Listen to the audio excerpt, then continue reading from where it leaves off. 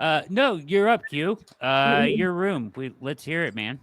All right, my quarterback room. Now you could swap the guy I'm going to say to be the starter with probably the more likely answer, which is Kirk Cousins. But Matt Stafford, right? If you could get him for what would be maybe a day 3 pick and then a late day 2 pick, I think that would be a worthwhile package to get you a starter. There are questions about like if Matt would want to come to Cleveland and all of that, or if the Rams would sell him to him. And look, if you're looking into the reasons the Rams are trying to get rid of Matt Stafford, I mean, shipping him off to a place like Cleveland feels like something they would do, Yeah. if that's what's motivating the trade, right? So yeah, I think it'd be an interesting move. You could get Matt Stafford here because that is probably the best guy you can grab. Geno Smith, I don't think he's going to be available. I just don't think that's a realistic one. He probably would be somebody I would prefer over Matt, just like level of play wise. But Matt Stafford, you are going to feel like if you have a good enough team around him, you have a chance to do something special that season. Yeah. And there's going to be actual excitement around it, right? This is a guy who has the arm to get through cold weather football. He is very well equipped to run what Kevin runs. He's ran it a long time. Matt Stafford would make a ton of sense here as your starter. Um, I keep going back and forth between like 8 different guys for who I would want to be the backup. So who I'm landing on this week is Kyle Trask, as that kind of backup with upside. I think I stole Brad's guy, as that backup with upside. He hasn't played. If you look into why he hasn't played, he got drafted while Tom Brady was still on the team. And then they have the open competition with Baker Mayfield. Baker Mayfield comes out, plays at a Pro Bowl level. He doesn't get an opportunity to play. So it doesn't feel like he's seen as damaged goods in Tampa Bay, which I think is good. So you give him a chance, former second round pick. He's going to be dirt cheap because he's a free agent, probably about league minimum or about $3 million for him, just to see what you can get out of him. And he could potentially come in if your older vet that you're going to have, your Kirk Cousins slash Matt Stafford does not work out for you. Okay, you could put that guy in, see what you have. And then obviously at a certain point, you're just going to have to draft somebody in a different class. My third quarterback, so the guy I see as the DTR replacement, I usually go Will Howard here, right? Like that's where I usually land on with Will.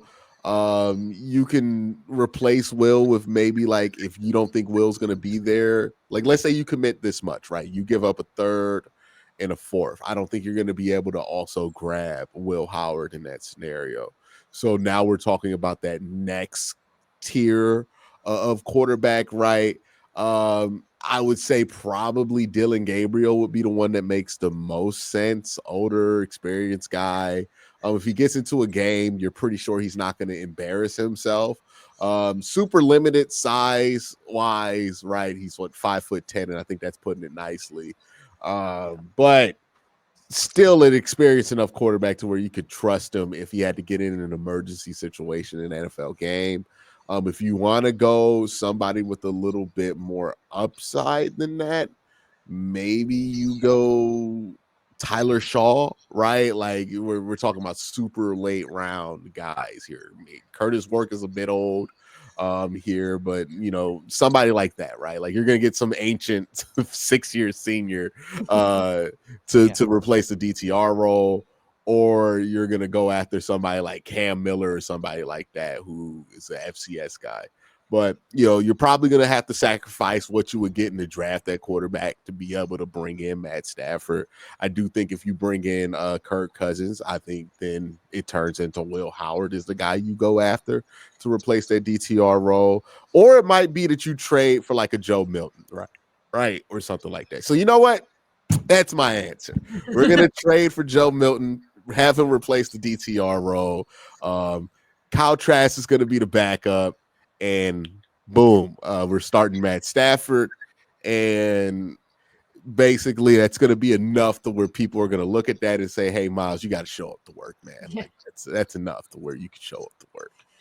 Yeah, the Matt Stafford of it all is really interesting to me because I don't think it's one I've considered as much because obviously he's not one of like the obvious available ones. But I think what you mentioned about him working with Kevin Stefanski is a really valid reason on why it would be good to give up, a little bit of draft capital if you have to bring him in. And I think it would put the ceiling of what this team could do higher than most of the other guys that we've mentioned throughout the course of this. Just obviously with the experience he's had in this league, the concerns obviously would be him staying healthy. He's had, a number of injury issues over the last couple of years, but I really like the upside there. It would give me a lot more hope than I think a lot of the other things that we have talked about. And I think it's a fair trade-off then to say, yeah, you're probably not going to be able to do as much in the draft, maybe taking a 5th, 6th, 7th round pick rather than going 3rd or 4th round. Yeah, there's a number of guys in the draft. There's kind of like a cluster of them that are intriguing right there that, they have some upside. They're seeing, like you said, 5th-year seniors, whatever, that, are worth kicking the tires on. So, if it's not Will Howard and just the next tier down, I do think you're doing okay. You know what I mean? As far as replacing DTR, dude, if they could land Stafford, that would be the dream. I think that is the best outcome I've heard yet. Yeah. That I think is feasible. Like I can't think of a better outcome. Maybe, and this is a tough one, but what's the kid's name in Green Bay? Malik. Malik Willis. Malik Willis is an interesting proposition as well. From watching him play, a couple games. So if he were traded for, that would also get me excited. But I think Stafford is, as far as a fit, I mean, it's perfect with Stefanski. Yeah. So, I think it would agree with how you phrased it, Abby. It would raise the ceiling for the Browns in a major way. Yeah. How, if that outcome is in the realm of possibilities, I don't think we know yet, really, if they're going to move off of him. But I certainly think it's something the Browns should be on and interested in and on the phone about if it becomes a possibility. Yeah, they should. I mean, like, again, this off season, it's funny whenever like they get these reports. Oh yeah, Shador's meeting with the Browns, and somebody wants to tweet at me. Oh, looks like they're going to draft a quarterback. Quincy, how do you feel about this? You must be furious. I'm like, no, I want the Browns to do everything possible to make the decision on if they want to draft the quarterback or not. Right? Like they got to be 100% sure. So yeah, they should do everything. They should be meeting with Shador. I expect them to meet with every quarterback they have in the top 100. Right? Like they better meet with those guys, right? Like just because I don't want to draft Cam Ward don't mean I don't think they should bring him in on a workout. No, you got to be at their pro days and do all of that. And this is another part of due diligence, right? Hey, look, it might turn out that Matt Stafford don't want to come here, but you still got to do your due diligence, right? You still got to figure out, hey, can you get him? What would it cost to get him? What's the market looking like to get him? Because you're looking for really good short-term solutions at the quarterback position. That is one of the guys who gives you more of a guarantee. I mean, this is the only guy in the playoffs who threw for 300 yards against that Philadelphia Eagles defense that won the Super Bowl, right? Yeah. So still playing at a very high level. He was throwing it like, Puka Nacua was really the only guy he had down there. And I think Puka left in the first half. So, yeah, this is a guy who's still playing football at a high level. And if you get him, then all of a sudden, we remember. It's like we forgot. We remember stuff like, hey, we almost did beat the Eagles with Deshaun Watson playing terribly, right? Like we almost did beat a bunch of contending teams, even with Deshaun playing horrific football. And maybe, just maybe, if you don't have a horrific quarterback starting for you, the team's not that damn bad. Like, I don't know, maybe it's a wild theory, right? I know they got other problems, but maybe if the biggest problem on the team isn't the quarterback, then all of a sudden, the other flaws feel like they're less of a big deal. So that's, if I'm the Browns, you got to feel like you can flip this in an instant if you just get better quarterback play.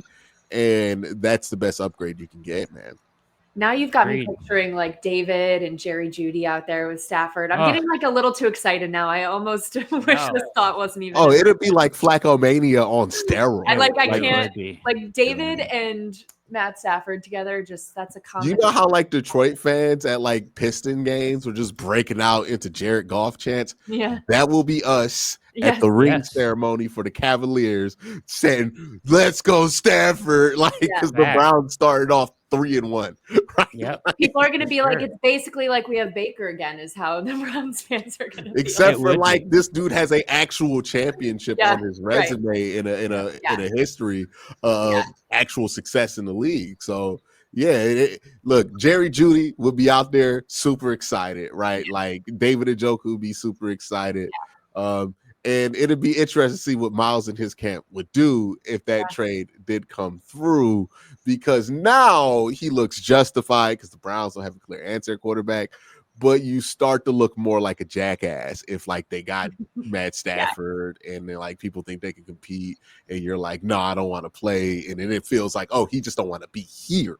Right. Yep. Which then completely changes the tone of Yeah. how that's going to be covered, which is not going to be good for him. So I think what Yeah. you mentioned too about the front office, like kind of doing their due diligence on everything. Like if there's one thing we know about this front office, with all the criticisms that people have of them, they look into every single thing that is possible. They are calling about everything. So if this is the thought that has crossed their mind, they have been on the phone. And every year there's a surprise trade, right? Like every year, like, Always. oh, they got Amari Cooper, right? Yeah. Like, or the year after that, the Deshaun Watson trade kind of caught us Elijah off Moore.